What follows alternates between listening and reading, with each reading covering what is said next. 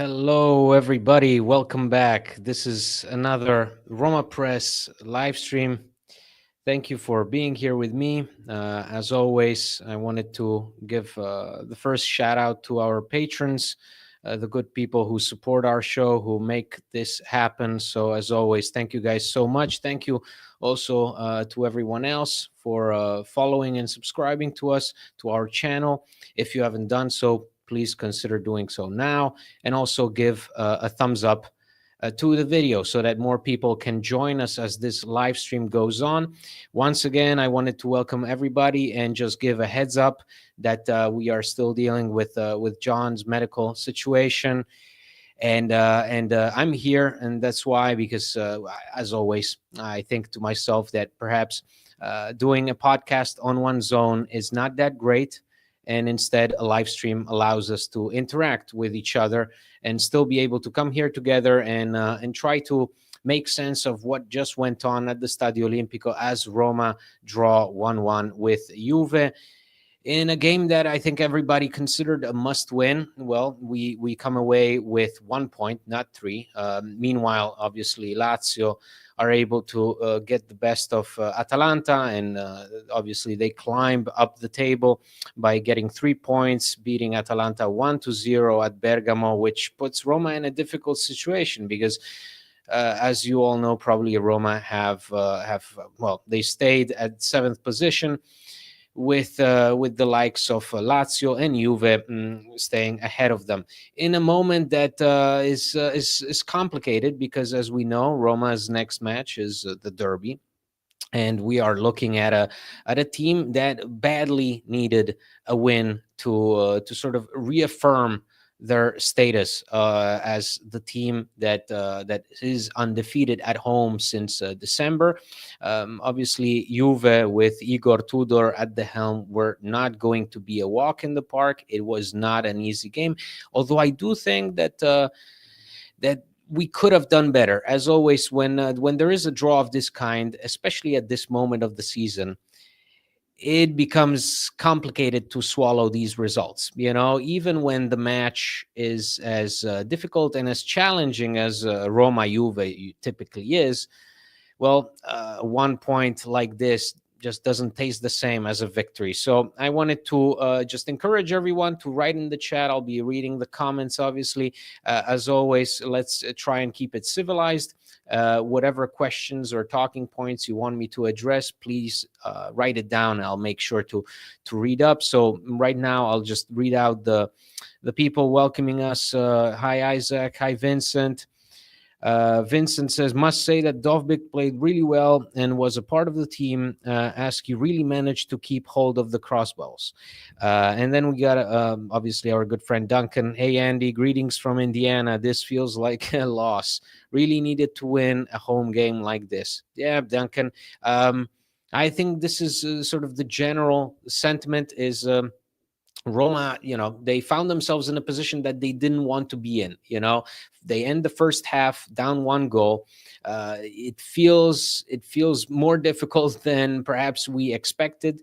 Roma sporting director Florent Ghisolfi said before the match, shortly before kickoff, he said something to the effect of, we want to pay back the fans. We want to thank the fans with a win in order to sort of, repay their loyalty, given how bad we were at the beginning of the season. This is something that Ghisolfi has said numerous times before, and I don't think it ever really worked in Roma's favor, because if this was Roma's way of repaying the fans for sticking around despite those horrendous results at the start of the season, well, it wasn't quite the way Roma had planned it to be. So, Duncan, I think you are not alone in feeling that this draw is not too fulfilling at least at this moment of the season. So. Juve was wounded, says Germanicus. This was a game we should have won. Well, I think we have to take into consideration that in these circumstances, at this point of the season, really no team holds a clear advantage. I could also just say, off the top of my head, the Roma without Dybala, without Salmakers, in a game of this kind, how difficult it is to all of a sudden find yourself relying on someone like El Sharawi, who hasn't started a game in what feels like months.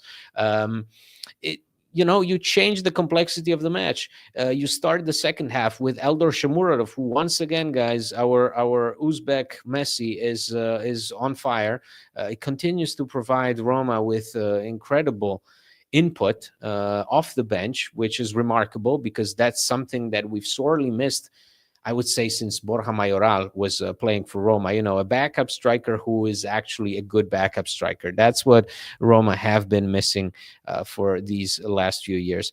So we got Richard. We got, hey Andy from New Mexico. The line says it all. Missed it by that much. Yeah, yeah, Richard. We were not, we were close, but it always feels like that at this as I say, at this in this final stretch of the season.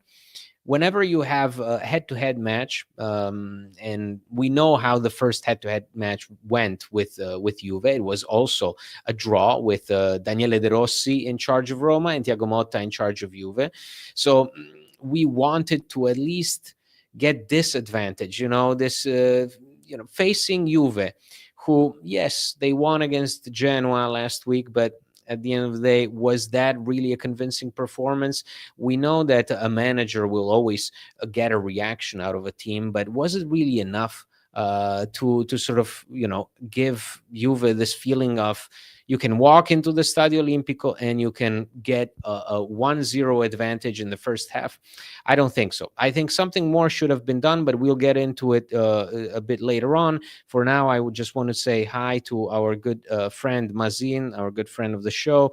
Not a great result, but not a bad one either. Please, let's not appoint Ten Hag as our next manager. Yeah, I think this is going to pick up a lot of steam as the night goes on and as tomorrow rolls around, because obviously Eric Ten Hag, a former manager of Manchester United and Ajax, was at the Stadio Olimpico. All of a sudden, the news of him coming to Rome broke out, and the local media landscape went completely berserk. Everybody lost it. Fans had, all kinds of reactions to just the news that the guy was in town. He was there to watch the game. But obviously, as Roma's search for a new manager continues, we find ourselves forced to basically believe anything. We are looking for names that can appeal to us. We find names that do not appeal to us. That's the case with Eric Ten Hag. It seems like that's the consensus among Roma fans. We do not want Eric Ten Hag. Yeah, I can already read the comments here, and it's not. The guy doesn't seem too popular. So we already have another question about Eric Ten Hag. Do you think Ten Hag can be Roma manager next season? I am surprised that Ranieri suggested Ten Hag to the owners. Ten Hag is a name that was mentioned earlier on in the season. I think before even Juric was appointed, and certainly right after, this was a name because of his international experience, because of the fact that he coached in the Premier League, because he coached in Champions League. I think this is definitely a name that in the past, perhaps the Friedkins would have pushed for him. But right now, if you ask me, Navdeep, what I think of it, as I've said many times on this live stream and on the podcast, I'm not really interested in the names that are being thrown around because there's just too many of them, right? So yesterday I was hearing that Stefano Pioli is very close. The day before it was Massimiliano Allegri. The day before that it was Maurizio Sarri, and today we get the breaking news of Erik ten Hag. Right now, I'm just interested in discussing what Roma's draw against Juventus could mean in the coming weeks, because we know that sometimes when you put your expectations so high, and I think it's safe to assume that everyone here, everyone watching this live stream, everyone that went to the stadium and chanted in Roma's favor, well, they thought that Roma, given the record at home this season, especially since Ranieri's appointment, that they could get the best of Juve. A Juve that, like someone said here, was wounded. Well, a Juve that perhaps was looking for an additional reaction. And I think from a Juve standpoint, this was a good game. They went into a difficult stadium in front of a packed, sold out audience, played against a team that is unbeaten at home since December or something like that, who are on a very good run, one of the most informed teams in the league.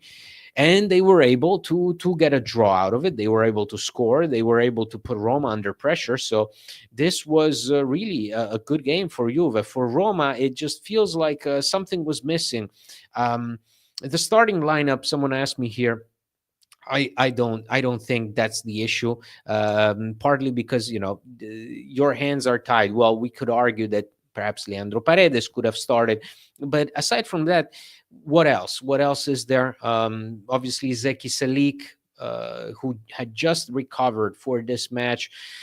He makes an appearance, but then is forced to come off because he's just not 100% fit. That just tells you how crucial this guy has become all of a sudden for Claudio Ranieri, that he plays even injured.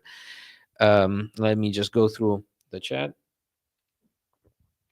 I find it a little strange that Ranieri chose to sub El Shah. Felt like he had more energy than Sule, and maybe would have liked to see Baldanzi being subbed for Sule earlier. For sure on Baldanzi. I think Baldanzi right now is I would not say a power sub, but definitely someone who gives you the energy, who gives you that creativity that was missing. I did not understand the replacement of with Gurna Duath. With that, I think if Baldanzi comes on then earlier on in the match, perhaps we get a bit of a more of a offensive spark in the front with Shomurodov and Dovbik at the same time further up the pitch. I think Baldanzi could have benefited the team in that moment in time, right? That space of around the 50th, 60th minute. Instead, putting on Baldanzi with Dovby coming off in the 85th minute or so, it always feels a bit desperate to me when you want to win the match and yet you take off your starting striker. I get that Dovby is tired, but what is the message that you send? And I'm not here questioning Ranieri. I'm just saying it. This is something that has been done by many managers in the past. Yet it does feel a bit like Roma dropped off in terms of energy right at the moment where they should have pushed. And that is the thing that I worry about. That is the thing that I wanted to think about as we move into these final 7 games of the season. I have been saying Ten Hag was the under the radar name. So Duncan, so there is a whole conspiracy about Ten Hag, I see. Well, it could be, because again, this is a manager with an international experience. This is a manager who is recognized all over the world, given his time at the Manchester United. Whether that's in a positive light, negative light, doesn't matter. Friedkins like that kind of move. Who is the first coach that they appointed? Jose Mourinho. Did they appoint him because Jose Mourinho was up to date? Because Jose Mourinho was, popular with Tottenham's fan base, for example? No, they chose him because that name meant something. I'm not putting Ten Hag on Mourinho's level. Let that be clear. Don't have people come after me. Okay, thank you. Do you think Pizzilli would have been a better choice rather than Gurna? Also, maybe if we could have subbed in Baldanzi, so I agree with you on that. Baldanzi should have come on earlier. Baldanzi should be sort of the sixth man off the bench, like in the NBA. You always have that guy. I'm a Warriors fan, so Sean Livingston was our sixth man, Andre Iguodala sometimes. So you wanted to have a guy who is able to come off the bench and give you quality minutes right away. Baldanzi is in that moment in time where he perhaps is not an effective starter for 90 minutes, but he will give you the goods in those 30 or so minutes. So tonight, it just wasn't enough, I think. I think the team reflected that mindset of, oh, okay, let's, 1-1 is fine. And I think even now reading the interviews and that are already up on the website with Miles VR and Eldor Shomurov, basically saying, it's a good point. It's a good point against a good opponent, against an opponent that we've struggled in the past. So we should have won, but it's a good point. And I think that the stressing of the fact that we get a good draw here doesn't show Roma in the kind of light that they want to be shown in, because this is a moment in time where you want to come off as hungry for glory. This is with Lazio beating Atalanta before the match. I expected to find Roma firing on all cylinders. I did not expect to see them sluggish. And you know who was not sluggish once again is Miles VR, because that save on Nico Gonzalez. I mean, talk about a man who has given Roma points time and time again. Miles VR saves Roma once again on that situation, in a situation where he himself thought that Nico Gonzalez had scored. He thought that it was going in. Um, I'm in awe of a player who is able to be so consistent from the start of the season until the very end. We are entering the final weeks, and yet he's still here. You know, with all the stuff about his contract happening behind the scenes, with all the talk, with all the attention that that situation has been getting from the media, with the links to Bayern Munich, to Chelsea, the fact that he's still able to keep his cool and play this focused is a testament to the kind of uh, high caliber player that he is. So let's see. If Roma most likely do not make the Champions League, do you think it will be a youth movement next season? Duncan, I think it's not really about a youth movement, because it's been highlighted many times by Ghisolfi, Ranieri as well, and it started already last summer, mind you, that Roma want to go in a different direction. That is why Hummels will retire. That is why Hummels will not be extending his contract. That is why Roma are prioritizing the addition of Gurnaduath and Salah, and just this the Devin Ranch. This movement is already taking place. This is not, you know, if Roma do not get Champions League football, it doesn't mean that they're going to turn to the Primavera for more talents. This is going to be about Roma finding good functional solutions on the market for cheap, because that is what Roma will be working with this summer. Once again, this is going to be Roma having to operate under strict UEFA settlement agreement with financial fair play constraints that even Ranieri himself said it's going to be tough. So obviously, I just think that this process that you're talking about is already underway. Once again, let me be clear. I think Brian Cristante, Lorenzo Pellegrini, just even to name these two guys whose wages are massive and who are quite important to the team, these two guys are already on their way out. I think these two guys are playing their last games at Roma. Pellegrini, I may have still some doubts given, you know, his status as a captain, but Cristante, I'm fairly confident that this is the sort of the last dance, but with King Brian. I want to keep our Serbian wall at all costs. He's just too good. Yeah, he's incredible. I mean, his VR has been able to provide the team with a sense of calm when this team was out at sea in the middle of a storm, you know. And if Roma were able to barely stay afloat in that first half of the season, it's thanks to him.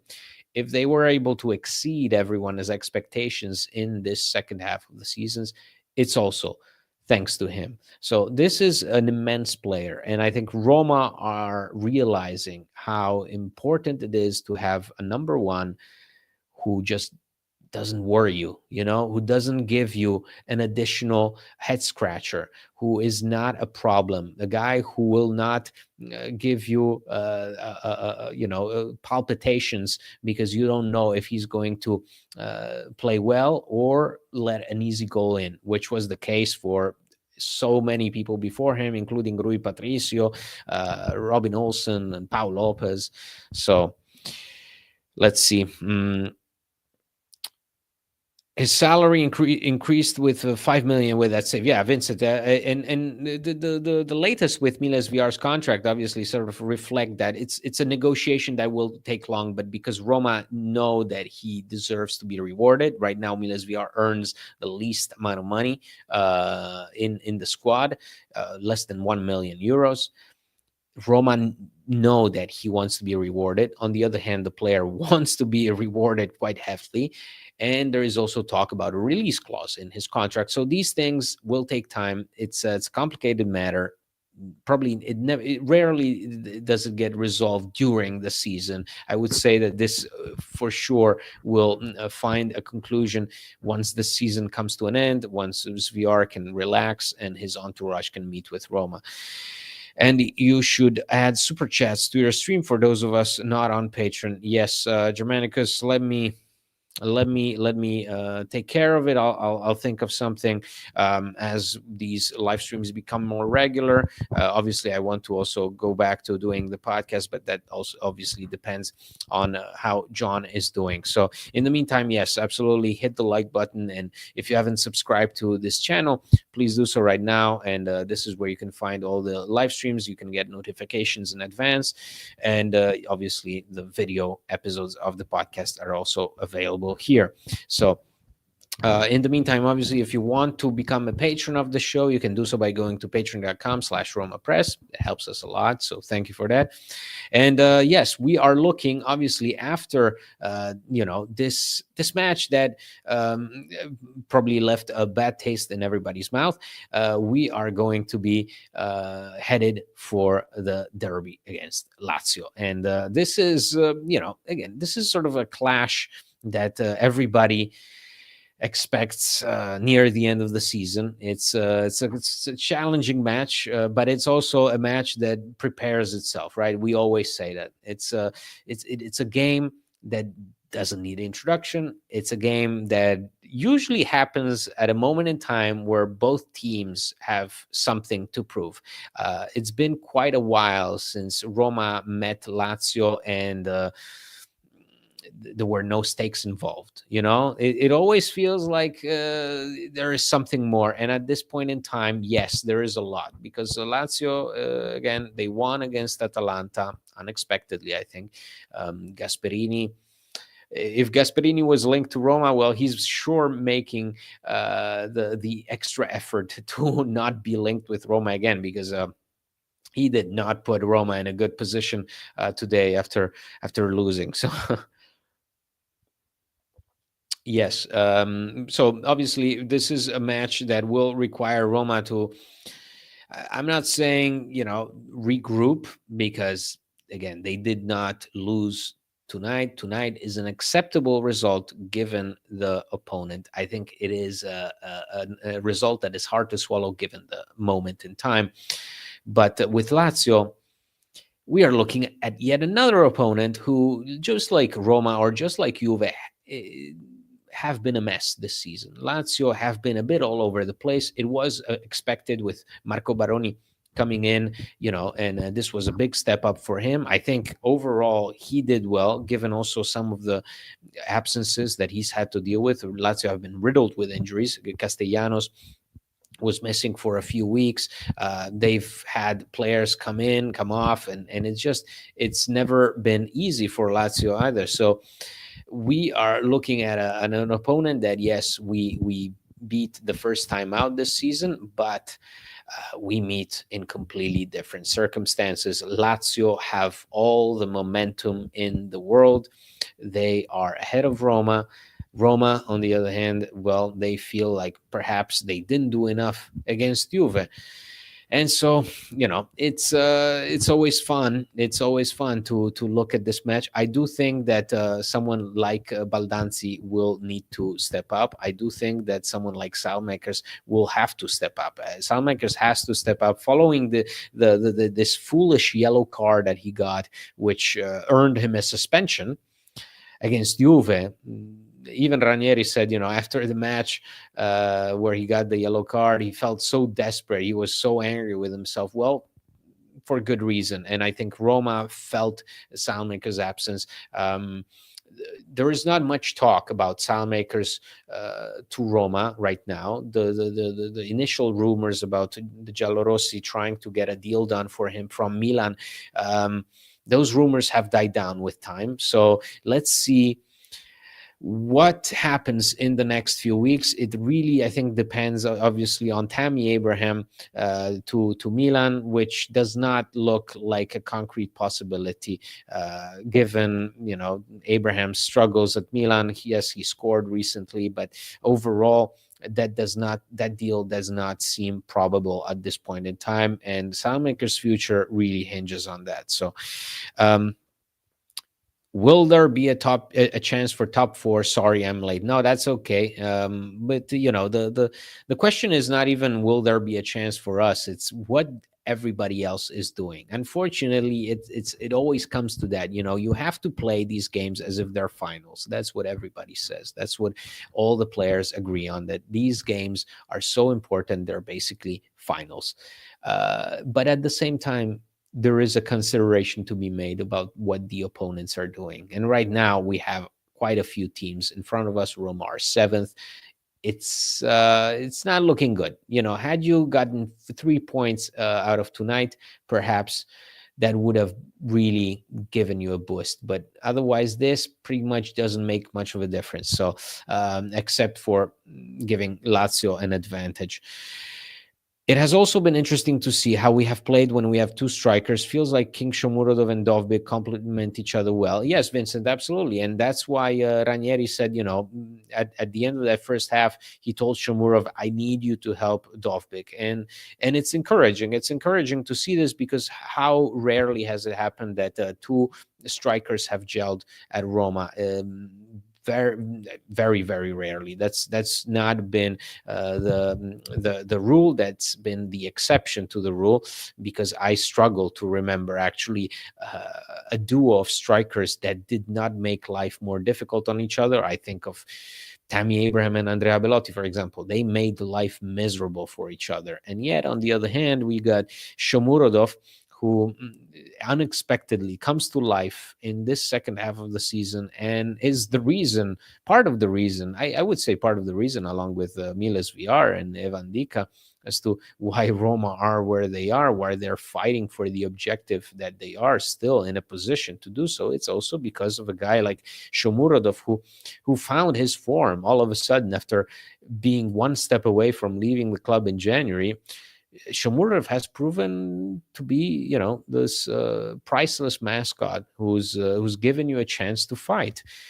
Tonight, he could have gotten a brace. Even in previous weeks, he's always been in a position to score. He's always there, even where when Dovbyk scored against Lecce. Shomurodov pushes that defense. He opens up the space for Dovbyk. You got an extra threat. And so I think, isn't that perhaps an option that we could explore ahead of the derby? Who knows what Ranieri thinks in the meantime. Gasparini is a douchebag, says Duncan. I see that again. It's something that we can all agree on. This is nobody is disputing the fact that Gasparini is not the most fun person in the room. In fact, he's quite the least fun person in the room. He's just a very good manager. That's the problem. He's a guy who knows his trade. Sule really needs to use his overlapping teammates on the attack. Every time he holds the ball and turns infield, far too predictable. Well, Philip, absolutely. I think Ranieri and Sule are the first ones to realize that it takes a long time to mold a player from a good under 23 player, which he was for Juve, to a good player in Serie A for a team like Frosinone, to a good player for a team like Roma. These are big steps. It may not seem like it, but these are big steps. Not everyone, I would say, is like Dean Huijsen, who's right now playing lights out in the Premier League. There is even talk about his price tag being 60 million. Well, Huijsen was really something almost of a generational talent. I think what we saw in him, those flashes of brilliance, were there. I'm not sure if they are there for Sule right now, but this is definitely a player who needs to follow Tommaso Baldanzi's example. Baldanzi doesn't do too much. He doesn't keep the ball too long. He's very smart with the ball. And that's what we want to see from Sule, is being smart. I think that is also something that Ranieri hasn't just tried to impart on him. He's also tried to impart on someone as experienced as Lorenzo Pellegrini. The whole point of Pellegrini trying to regain his form under Ranieri is to relearn to play smart, and well, it hasn't been the case. Obviously, Pellegrini once again on the bench because he picked up an injury in training and wasn't available to start. So I do not think out of some of other names, Ten Hag is not the worst choice. Yeah, well, it's the opinion is split. I think a lot of people are torn about the names that have already been mentioned. A lot of people are skeptical about the names coming from Serie A, so Massimiliano Allegri, Maurizio Sarri, even Vincenzo Montella. These are not names that have convinced, you know, Roma. They have not convinced the fans because everybody feels like they know what these guys are about. Someone like Ten Hag is considered an exotic choice at this point. So I would assume that if someone is pro Ten Hag, it's also because he represents, I'm not going to say a breath of fresh air, but something different, something not familiar to this very Italian environment around Serie A. Huijsen is next up for Real. We should have done that 20 million deal for him. Well, we could have. At the end of the day, Kevin Danso was supposed to join Roma. He didn't join Roma. He was supposed to join Roma for 25 million. It didn't happen. Obviously, we all know what happened. Roma, in the end, had to settle for Hummels and Hermoso as free agents. We remember that, right? So Huijsen was never gonna stay to be a bench player, and that's what he would have been had he stayed at Roma. I do not think he would have signed up for that. Premier League was much more appealing to him, and again, yeah, absolutely, a team like Bournemouth had the money to pay up for a center back of his age, which I think that at the end of the day, Roma did not have any right to discuss the price tag with Juve. Juve were always going to raise their price tag for any Italian team approaching them in the summer. So that's what happened. Any conversation with any Italian team was met with Juve being like, okay, pay up 40 million or nothing. And then obviously nobody came to Juve's doorstep. So Juve turned to Premier League. Cristiano Giuntoli met with Thiago Pinto at Bournemouth, and the rest is history. My buddy is in Rome right now on vacation. He told me he's bringing me back some Roma souvenirs. Duncan, that's great, man. I'm happy for you. It's always nice when we can get that connection going with the old country. So if Abraham does come back, how do you think he can play with Dovbyk? Lawrence, it's that is not, it's not even an option that I think the Roma have tried to explore. It's not happening, mostly because Abraham is not part of Roma's plans. And also, Abraham earns way too much money. It's not sustainable. It's impossible, basically, at this point. And also, Abraham does not want to stay at Roma. So he's made that clear. It's either Milan or a return to the Premier League. That's always been the case, and I do think that in the end it will be a return to England, because this is where you will find teams willing to pay the kind of money that Roma will seek for Abraham. I'm not sure exactly what the fee will be. Roma would like probably something along the lines of 20 million, maybe less at this point. But they need to get rid of that huge contract, which is taking up a lot of space. And well, as you all know, Dovbyk is not. I don't think he's moving. The idea is to keep Dovbyk. The idea is to keep him there. The idea is to continue making him the sort of the primary focus of the attack. And I do believe that Dovbyk is, well, he's following a similar path to that of Edin Dzeko, where he struggles in the first season but still puts up good numbers, and then obviously we know what happens next. That's hopefully also the case for Dovbyk. Will it come down to Roma having to sell Ndika or Sviar this offseason due to financial issues? That's what we've been hearing, guys. It's it's once again, it's the talk of the town that financial fair play is upon us, that Roma are in a situation where they have to get Champions League football, as always, as every year. And they're seventh, so it's not looking great. They've got teams who are going to be fighting until the very last match day for the same objective, and so it's not going to be easy. They are under these financial constraints. They have been under these financial constraints in previous years as well, but they've always been able to avoid selling those quality players that they've had at their disposal since the Friedkins took over. So this is what we're working with. We're working with a strong ownership, but it also depends on the kind of strategy that Roma want to take. Will they want to risk it? Will they have the ability to? Because it's not even about selling the best piece; it's about generating the kind of money that in previous years you would generate 30 million by selling, offloading all the deadwood, all the youth talents that did not work in the long term, all those players like Justin Kluivert who did not fit, Carles Perez, the kind of players that did not belong here anymore, and yet you still had to pay them. Well, you were able to offload them. Now, under Thiago Pinto, Roma have done such a good job of clearing the house that there's not much else, like, so when it comes time to clean out the closet, who they're going to turn to. And that's a good question, because as you just mentioned, we got Miles VR and Evan Dika, both of whom have drawn a lot of interest, both of who have the attention of clubs in the Premier League, Bundesliga. So, and for whom you could theoretically ask 30-40 million. So it will depend, as always, with how Roma are planning this transfer market, what they're working with, what's the situation with the UEFA. Nobody really knows right now.